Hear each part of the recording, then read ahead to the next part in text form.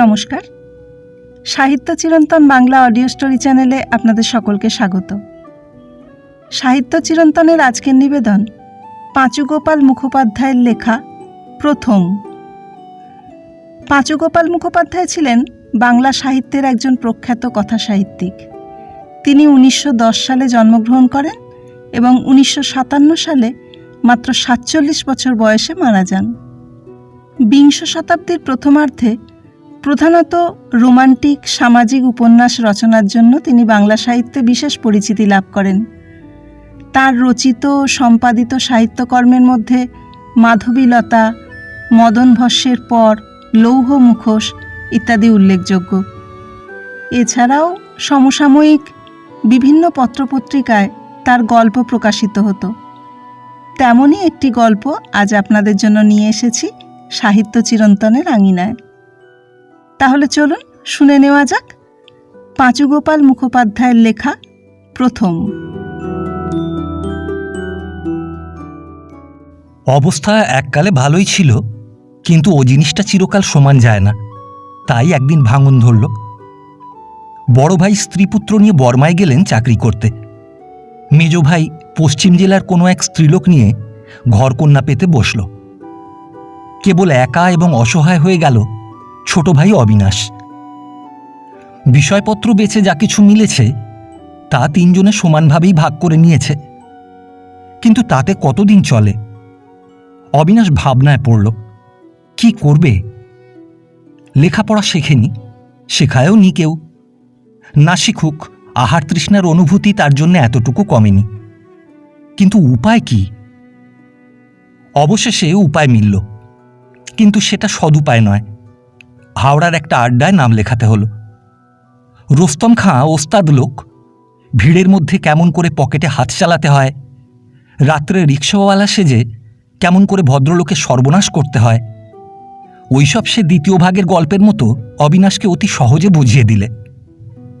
শ্রদ্ধা আপ্লুত চিত্তে সে রোস্তমকে গুরুর আসন দিয়ে বসল।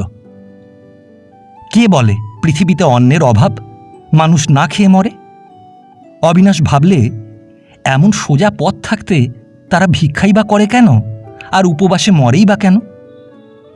বলা বাহুল্য, এ পথটাকে সে দূষণীয় বলে মনে করেনি। মনে করলে হয়তো পা দিত না, কিন্তু মন নিয়ে কারবার করার অবসর তখন ছিল না। আর রোস্তম স্পষ্টই বুঝিয়ে দিয়েছে, এই ঠিক পথ।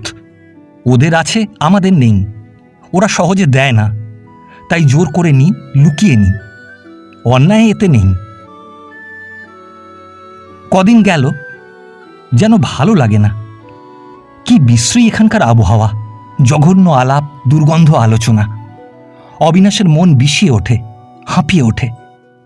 মাকড়সার মতো একদিন সে নিজেই নিজের চারিধারে এই বেড়াজাল রচনা করেছে। কিন্তু হঠাৎ ওর মন এখান থেকে ছুটির জন্য লালায়িত হয়ে উঠল। ঘুরতে ঘুরতে একদিন নিজেদের বাড়ির সামনে গিয়ে দাঁড়ায়। নতুন মানুষ এসেছে, নতুন মালিক।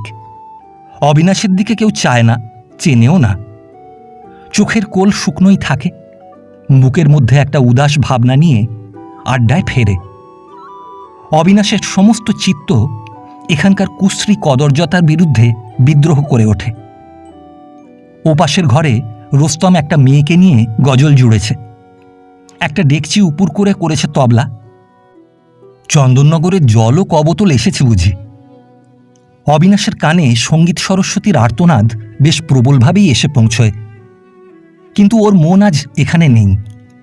চোখ বুজেও ছুটেছে রেঙ্গুন যাত্রী জাহাজের পিছু পিছু বর্দার উদ্দেশ্যে। অদেখা অপরিচিত সমুদ্রকে ওর গঙ্গার মতো সংকীর্ণ মনে হলো। ভাবলে সাঁতরে পার হয়ে হয়তো যাবে, কিন্তু তখনই এলো অভিমান। যে তাকে এমনি করে ফেলে গেল সম্পূর্ণ সহায়হীনতার মাঝে, তারই কাছে যাবে সে অনুগ্রহ ভিক্ষা করতে? ছি! এমনি দ্বন্দ্বের মধ্যে গেল কতদিন। তারপর বেরিয়ে এলো বেড়াজাল ছিঁড়ে সেই অপরিচিত জনতার স্রোত। কিন্তু কারুর গাঁটের দিকে লুব্ধ দৃষ্টি স্থির করে রাখবার প্রয়োজন নেই। আর নেই খালি হাতে বাসায় ফিরে রোস্তমের তিরস্কারের ভয়। ফুটপাত বটে, কিন্তু দায়িত্বহীনতায় কোমল, বন্ধুর বুকের মতো মধুর। মাথার ওপর মুখের ওপর আদিহীন আকাশ আর পাণ্ডুজ্যোতি তারাদল। অবিনাশ যে মরেনি এ কথা সে অনেকদিন পরে আবার বুঝতে পারে, কিন্তু চলে কি করে? অসৎ উপায়ে সে আর অবলম্বন করবে না, কিন্তু উপায়ের সোজা এবং সৎ পথই বা খোলা কই? সঙ্গে যা ছিল তাও যে ফুরিয়ে এলো। অনেক ভেবেচিন্তে পা দুটোকে সম্বল করে চলতে শুরু করে দিলে, উত্তর পূবের হিসেব না করেই। রৌদ্রদগ্ধ আকাশের তলায়, জনহীন মাঠের বুকে, ছায়াঢাকা পল্লীর পথে, নদীর পারে, যেখানে সেখানে ঘুরে বেড়ালো। চারিদিকে কি বিপুল আহ্বান! বৈশাখের দুপহরে রাখালের বাঁশরিতে কি ব্যাকুল কান্না! ইচ্ছে হয় এমনি মাঠে মাঠেই কাটিয়ে দেয়, কিন্তু হাওয়ায় পেট ভরে না। তাই গ্রামের জমিদারের বাড়িতে এসে সে আশ্রয় নিল। কিন্তু শান্তি কই? সমস্ত অন্তরাত্মা ওর শুধু কি দুমুঠো ভাতের জন্যই কেঁদে বেড়াচ্ছে? তা তো নয়। এখানেও সেই রোস্তমের আড্ডার পুনরভিনয়। এখানেও রাত্রের অন্ধকারে সেই বিশ্রী হল্লা, মদের ছড়াছড়ি। কেবল মেয়েগুলো ওখানকার মতো কুশ্রী নয়, ঘরগুলোও অমন বুক চাপা নয়। কিন্তু এই কি সব? তাই আবার পালাতে হলো। দেউড়ির দরোয়ান হরগোবিন্দ বিশ্বাস করে 6 মাসের তনখার টাকা ওরই কাছে রেখেছিল, সেগুলি সমেত। মন যে একেবারেই সংকুচিত হয়নি তাও না, কিন্তু টাকা ওর চাই, কারণ যেতে হবে। হরগোবিনের আছে, ওর নেই। সে দেবে না কেন? অবিনাশ প্রথমে ধারই চেয়েছিল, সে দিতে স্বীকার করেনি। এ তারই প্রতিশোধ। আবার যাত্রা শুরু হলো। এবার আর প্রকাশ্য পথে দিনের আলোয় নয়, অন্ধকারে গা ঢাকা দিয়ে। আকাশকে ঠিক আগের মতোই দেখালো, তেমনি নীল, বিপুল। কিন্তু সে নীলিমা ওর মনকে আর স্নিগ্ধ করতে পারল না। সমস্ত আকাশ যেন অবিনাশের অন্তরের মতো নীচতায়, শঠতায় লীন হয়ে গেছে। অনেক দিন গেছে, তারপর গল্পের ভূমিকা শেষ হয়েছে। মাঘ মাস শেষ হয়ে এলো, বাতাসে একটা দুষ্টুমির আভাস পাওয়া গেছে, এবং আকাশের নীল যেন হঠাৎ আরও গাঢ় হয়ে উঠেছে। পশ্চিমের একটা ছোট শহর এবং তারই মাঝামাঝি ছোটখাটো বাড়ি একখানি।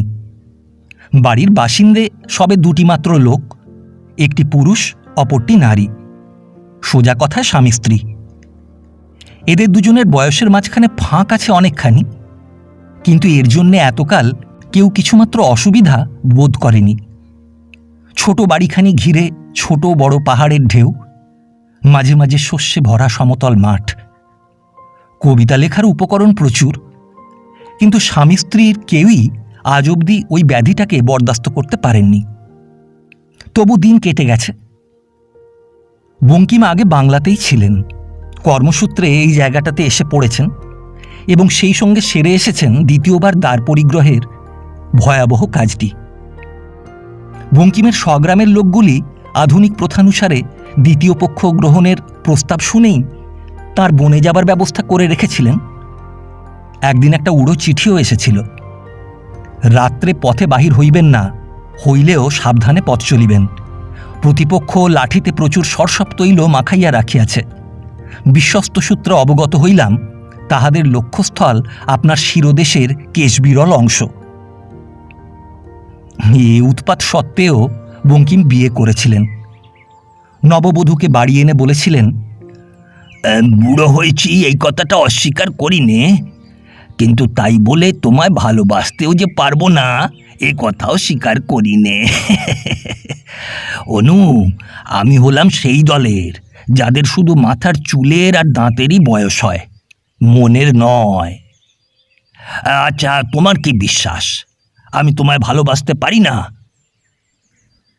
অনু ছেলে মানুষটি ছিল না, হাসি গোপন করে বলেছিল, পারো। আর তুমি তুমি মনের দুঃখে বাংলা মাসিকে স্মরণ নেবে না তো?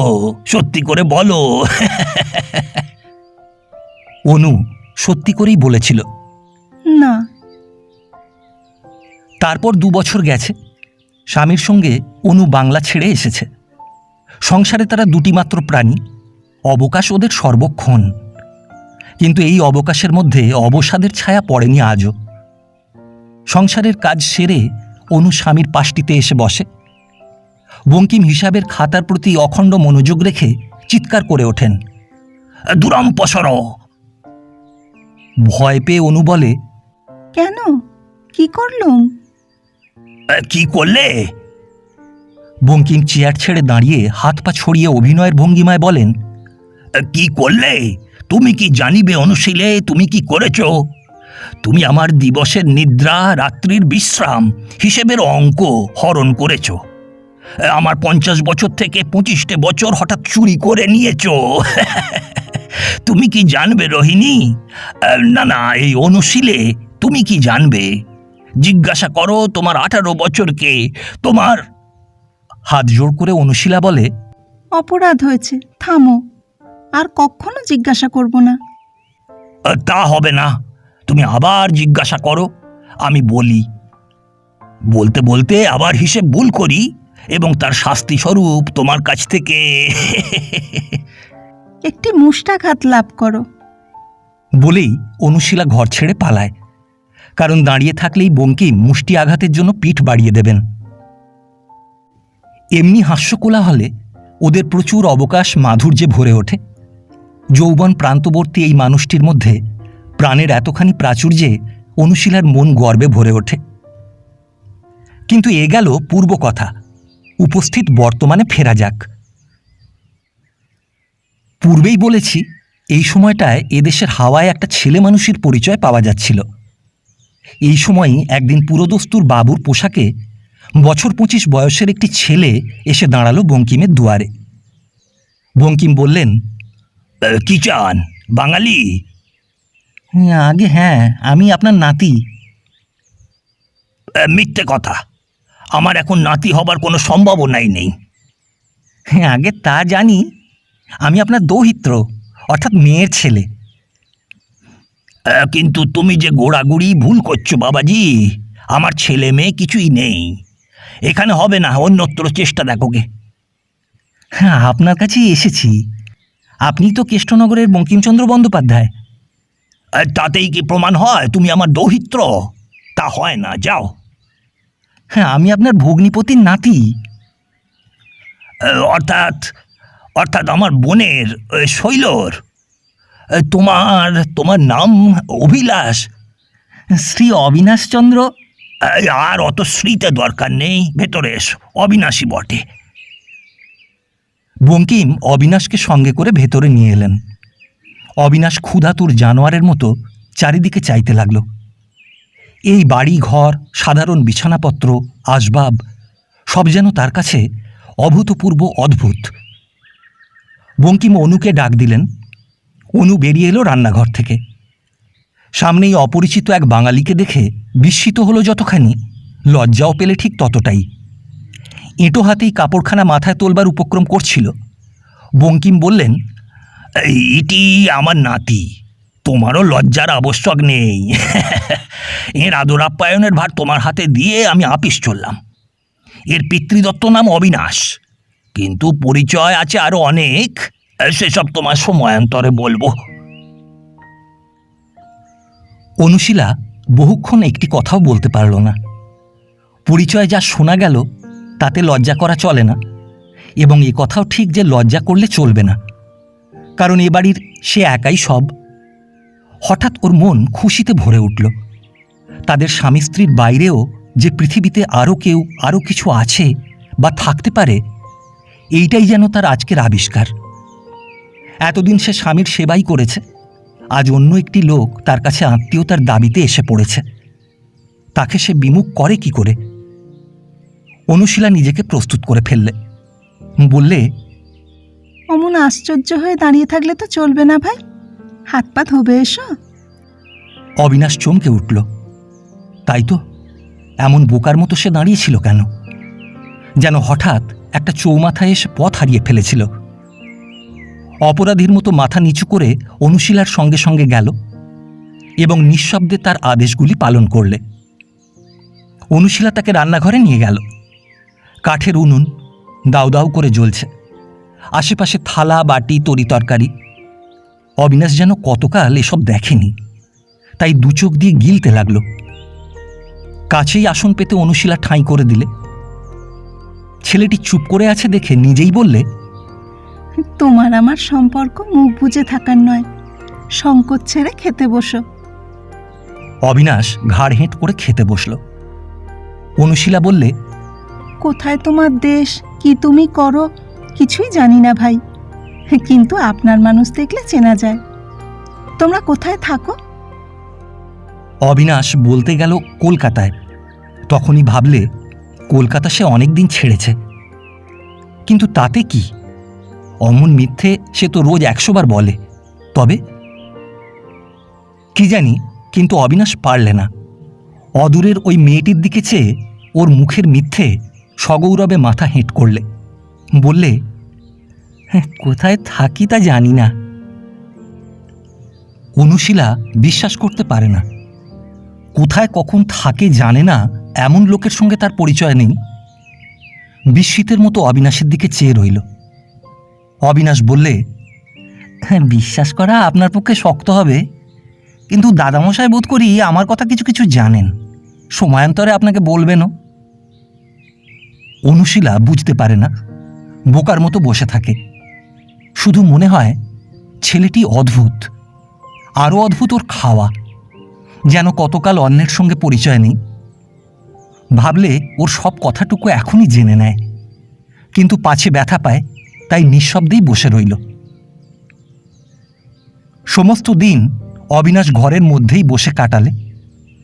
বিকেলের দিকে অনুশীলা শতপ্রবৃত্ত হয়েই জিজ্ঞাসা করলে, এখানে দেখবার জিনিস ঢের, কিন্তু তুমি তো একবারও বেরোলে না।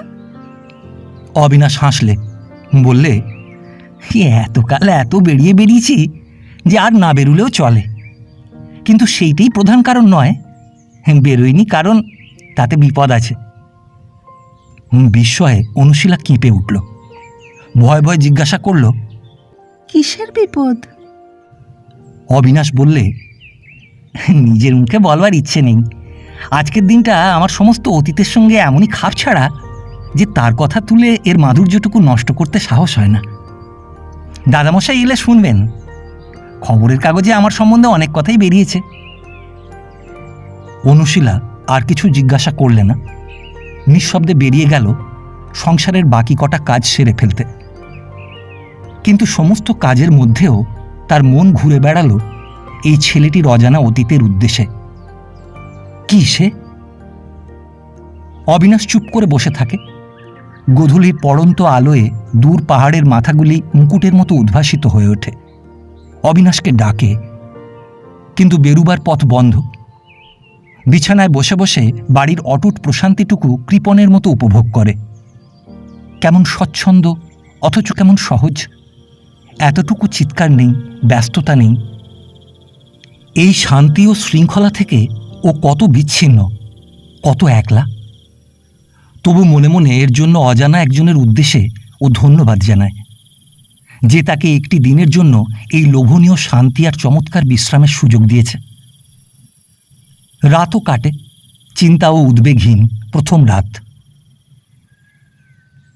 পরদিন বঙ্কিম আপিস যাওয়ার পর অনুশীলা বললে, সমস্ত শুনলাম, কিন্তু এসব কি সত্যি? আমার বিশ্বাস করতে ইচ্ছে হয় না। অবিনাশ বললে, শুনলে হয়তো হাসবেন, কিন্তু আমারও ইচ্ছে নয় যে বিশ্বাস করি। আমি নিজেই আশ্চর্য হয়ে যাই যে আমি এত বড় নাটকের কর্তা। কিন্তু মানুষের ইচ্ছার দাম প্রদীপের ক্ষীণ শিখাটির চেয়েও অল্প। এই দিনের আলোর মধ্যেও আমরা অন্ধকারে চলেছি। দয়াহীন নিয়তি হাত ধরে নিয়ে চলেছে। তাই ইচ্ছে না থাকলেও আমি বিশ্বাস করি যে এর মধ্যে এতটুকু মিথ্যে নেই।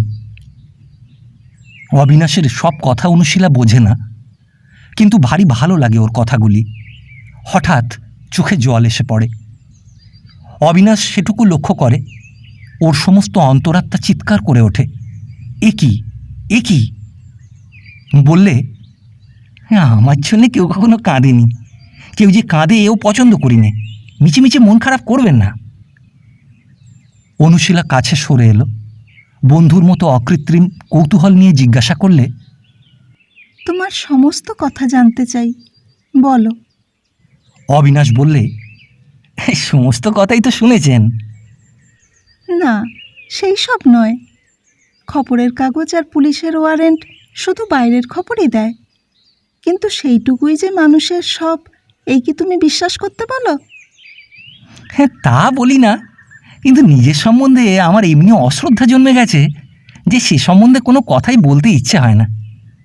তবু আপনাকে বলবো। অনুশীলা আকুল আগ্রহে অবিনাশের দিকে চেয়ে রইল। এই চুরি জিনিসটাকে একদিন সবচেয়ে ঘেন্না করতাম, তবু একদিন চুরি করলাম, এইটিই আশ্চর্য। এক দারোয়ানের গোটা 50 টাকা নিয়ে পালিয়েছিলাম, সেইখান থেকেই শুরু। টাকা কটা নিয়ে ভাবলাম এতেই যেন চিরকাল কেটে যাবে, কিন্তু তা কাটলো না, কাটেও না। টাকা জিনিসটা বুনো পাখির মতো উড়তে জানে। অতি কষ্টে কলকাতায় পৌঁছলাম। একদিন এক বন্ধুর সঙ্গে দেখা, একসঙ্গে এককালে স্কুলে যেতাম। কিছু করছি না শুনে বললে, একটি দোকান করেছি টাইপরাইটারের, কাজ করিস তো চ। তৈরি ছিলাম, আপত্তি করিনি। দিন কত নিরুপদ্রবেই গেল। হঠাৎ একদিন খেয়াল হলো, একটা টাইপরাইটার লুকিয়ে বিক্রি করতে পারলে কিছু টাকা হয়। এই টাকাটা দিয়ে ভদ্রভাবে যা হয় একটা কিছু করা যেতে পারে। তখনই ভাবলাম, না, বন্ধুর কাছে চেয়ে নেব টাকা, পরে ফেরত দেব। বললাম বন্ধুকে, কিন্তু সে রাজি হলো না।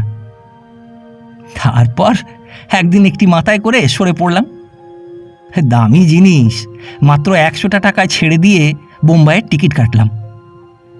টাকাগুলো নষ্ট করিনি, সেখানে গিয়ে মোটর হাঁকানো শিখলাম, লাইসেন্স বেরুলো। কিন্তু কে জানতো যে সেই সঙ্গে গ্রেপ্তারির পরোয়ানাও বেরুবে।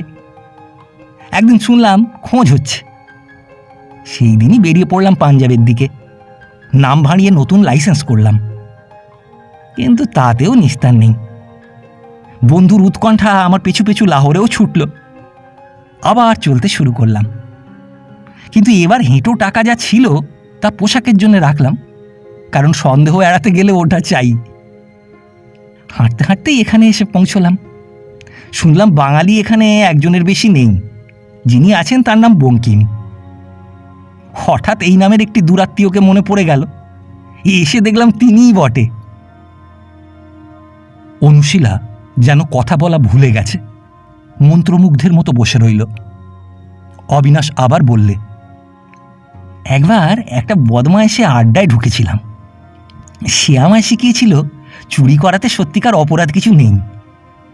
কথাটা স্বীকার করতে পারিনি বলেই তাদের দল ছেড়ে একদিন বেরিয়ে এসেছিলাম। তবু আবার কেন চুরি করলাম, এইটাই বোধহয় আপনার কাছে আশ্চর্য ঠেকছে। আমি নিজেও ভেবেছি, সত্যি এটা কেমন করে হলো। উত্তরও যে পাইনি এমন নয়, কিন্তু সে আর বলবার ইচ্ছে নেই। নিজের অপরাধের গুরুত্ব লাঘব করবার জন্যে কোনো কৈফিয়ত খাড়া করতে আমার লজ্জা করে। অনুশীলা বললে, লজ্জা করুক, আমায় বলতে হবে। অবিনাশ মনে মনে চমকে উঠলে। অনুশীলার কণ্ঠস্বরে কি স্বতঃস্ফূর্ত দাবি। বললে, দেখুন, আপনার কথা অবহেলা করবার ক্ষমতা আমার নেই, কিন্তু কৈফিয়তটা অদ্ভুত কিছু নয়, অনেক দিনের পুরনো। ইচ্ছে হোক আর অনিচ্ছে হোক, একবার মন্দের মধ্যে গিয়ে পড়লে তার প্রভাব কাটাতে একটু দেরি লাগে। একদিন হাওড়ার আড্ডার রোস্তম যে বিষ আমার মনের মধ্যে ঢেলে দিয়েছিল, আজও তা সুধা হয়ে ওঠেনি। কিন্তু ভয় হচ্ছে সেদিন যেন সুদূর নয়। কেমন করে হবে? অনুশীলা সুধায়, হ্যাঁ, আপনার সকল জিজ্ঞাসার উত্তর আমি দেব না। আমি নিজেই জানি না সে কেমন করে হবে। তবু কিন্তু সে কথা থাক। একটি সপ্তাহ কেটেছে। এর মধ্যে কাল কোথায় আশ্রয় নিতে হবে, কেমন করে দুমুঠো অন্ন মুখে তোলা যাবে, এসব প্রশ্ন একটি বারের জন্য অবিনাশের চিন্তারাজ্যে উৎপাত শুরু করেনি। পরিপূর্ণ 7টি দিন ও রাত্রি কেটে গেছে অনুশীলার সামনে বসে গল্প করে আর ঘুমিয়ে। ওই যে একদিন রোস্তমের আড্ডায় গাঁট কাটার বৃত্তি অবলম্বন করেছিল, ওরই গতি লক্ষ্য করে পুলিশের ওয়ারেন্ট দেশ দেশান্তরে ঘুরছে, এ কথা অবিনাশ ভুলেই গেছে। এই অপরূপ দিন ও রাত্রি কটি সে তার মনের খাতায় সোনার অক্ষরে লিখে রাখবে। সেদিন সন্ধ্যের পর বঙ্কিম আপিস থেকে ফিরলেন অপ্রসন্ন গম্ভীর মুখে। স্বামীর মুখের প্রত্যেকটি ভঙ্গিমা অনুশীলার পরিচিত। কিন্তু এরূপ সে ইতিপূর্বে দেখেনি। ভয় ভয় কাছে গিয়ে জিজ্ঞেস করলে, কি হয়েছে? আজ ফিরতে এত দেরি হলো যে? অনেকক্ষণ চুপ করে থেকে বঙ্কিম বললেন, অবিনাশকে বোধহয় এখানে রাখা চলল না। ভয় বেদনায় অনুশীলার দুচোখ জলে ভেসে গেল। কেন কেন? ওর পেছনে পুলিশের ওয়ারেন্ট আছে, সে কথা তোমায় বলিনি? সেই ওয়ারেন্ট ওর সঙ্গে সঙ্গে এখানে এসে পৌঁছেছে। সে কি? কি হবে?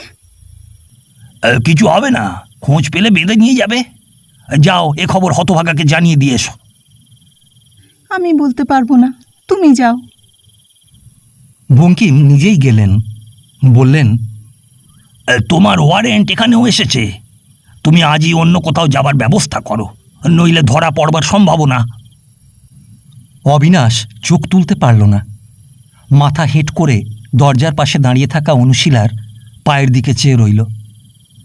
বঙ্কিম বললেন, ভেবে লাভ নেই, এখনই মনস্থির করে ফেলো। তোমায় আশ্রয় দিয়ে বুড়ো বয়সে আমি নিজেকে পর্যন্ত বিব্রত করতে চাই না। বঙ্কিম চলে গেলেন। অবিনাশ আর অনুশীলা নিঃশব্দে দাঁড়িয়ে রইল। দুজনে যেন হঠাৎ বোবা হয়ে গেছে। অবিনাশ জানলার মধ্যে দিয়ে বাইরের দিকে চেয়ে দেখলে গাঢ় অন্ধকার।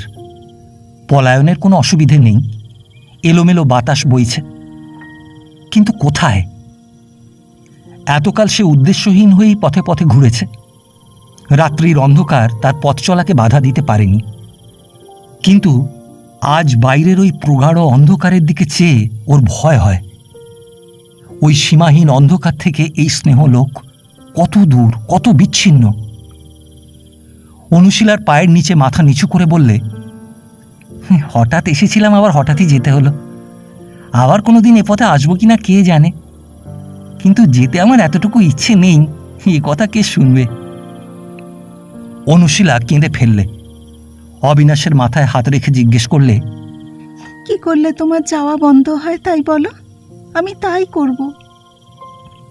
জানোয়ারের মতো পালিয়ে বেড়াতে আমার আর ভালো লাগে না, কিন্তু তার জন্য পুলিশের ওয়ারেন্ট নিরস্ত হয় না। সে চায় টাকা।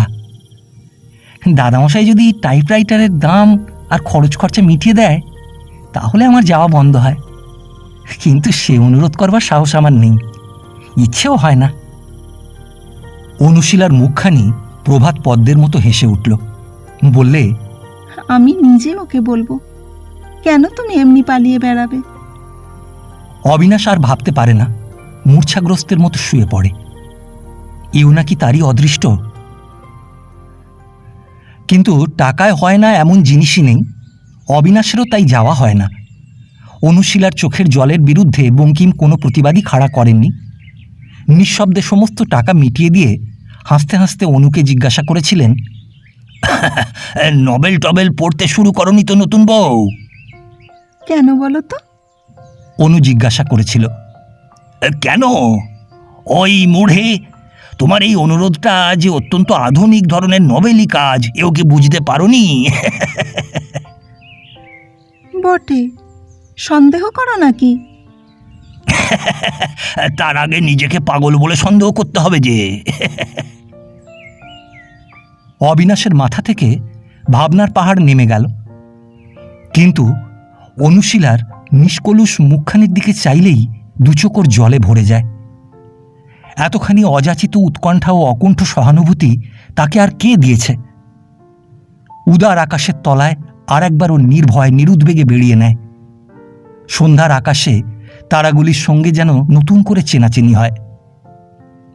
যে তাকে এই ভাবনাহীন মুহূর্তগুলি দিয়ে নিশ্চিন্ত করেছে, সে ঈশ্বর নয়, নারী।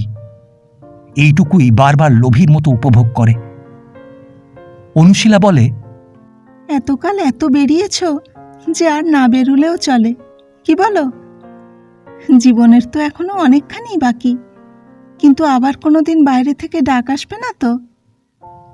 উত্তর দিতে অবিনাশের সাহস হয় না, চুপ করে থাকে। অনুশীলা বলে, উনি বলছিলেন কলকাতায় ফিরে গিয়ে একটা কাজকর্মের চেষ্টা করো। আমি বললাম তা হবে না, অবিনাশ ছেলে মানুষ, কলকাতায় ওর আপনার লোকই বা কে আছে, তার চেয়ে এইখানেই একটা দেখে দাও। খুশি আর গর্বে অবিনাশের বুক ভরে ওঠে। ইচ্ছে করে ছেলে মানুষের মতো অকারণেই একবার দিকবিদিকে ছুটে আসে। অনুশীলা জিজ্ঞাসা করে, কেমন, রাজি তো? একটা নতুন আশঙ্কা অবিনাশের বুক জুড়ে বসে। কেন এই উৎকণ্ঠা, এতখানি স্নেহ? মনে মনে এগুলি সে উপভোগ করে, উত্তর দেবার সাহস হয় না। আরও কদিন গেল, কিন্তু অবিনাশের মনে অশান্তি ছেয়ে গেছে। অনুশীলার এই একান্ত শুভেচ্ছাগুলি কিছুতেই সে সহজ এবং কারণহীন বলে ভাবতে পারে না। ওর অন্ধকার মনের গুহায় যে আলোর স্পর্শটুকু অনুশীলার কাছ থেকেই এসে পৌঁছেছে, তারই মৃদু উত্তাপে সেখানে এক ক্ষুধাতুর জানোয়ার ঘুম ভেঙে জেগে ওঠে। যে সেবা, যে শুভকামনা, যে প্রীতি অনুশীলা তাকে দিয়েছে, তার বড় এবং বেশি কিছুর জন্য অবিনাশের সমস্ত মন হঠাৎ লালায়িত হয়ে ওঠে। অবিনাশ নিজেই আশ্চর্য হয়ে যায়। এ আবার কি সুর? এর হাত থেকে কেমন করে সে নিষ্কৃতি পাবে? এ ক্ষুধা তার মনের মধ্যে এত অকস্মাৎ কে জাগিয়ে দিলে? অনুশীলার ছায়াহীন নিষ্কলুষ মুখখানির প্রতি চাইবার সাহস তার হয় না। তার চরণের ছন্দে, দেহের ভঙ্গিমায় অবিনাশের চিত্তসিন্ধু হাজার ঢেউয়ে ভেঙে পড়ে। অবিনাশ নিজেকেই ধিক্কার দেয়। মানুষ কি পশুর চেয়েও নিচে? সেদিন মাঝরাতে ঘুম ভেঙে অনুশীলা দেখলে অবিনাশের ঘরের দোর খোলা, অবিনাশ নেই। ব্যাকুল হয়ে অনুশীলা বঙ্কিমের ঘুম ভাঙালে। তার কথা শুনে বঙ্কিম উঠে বসলেন। বললেন, ও পালিয়েছে, সমস্ত ঘরগুলো একবার ভালো করে খুঁজে দেখো, কিছু নিয়ে গিয়ে থাকে তো পুলিশে ডায়েরি করতে হবে। অনুশীলা কথা বললে না, পাথরের মতো দাঁড়িয়ে রইল। বঙ্কিম নিজেই ওপর নিচে ঘুরে এলেন। একটি জিনিসও খোয়া যায়নি। বললেন, আশ্চর্য, একটি জিনিসও না নিয়ে। অনুশীলা নিষ্পলক চোখে বাইরের অন্ধকারের দিকে চেয়ে রইল। একদিন পুলিশের ভয়েও যে এই স্নেহনীর ছাড়বার সাহস করেনি, আজই বা সে এমনই অকস্মাৎ কিসের আহ্বানে অন্ধকার অচেনা পথে পা বাড়ালে কে জানে। এই অসমতল বন্ধুর পথে অবিনাশ এতক্ষণ কত দূরে কোথায় চলেছে? চোখ বুজে অনুশীলা তাই ভাববার চেষ্টা করে।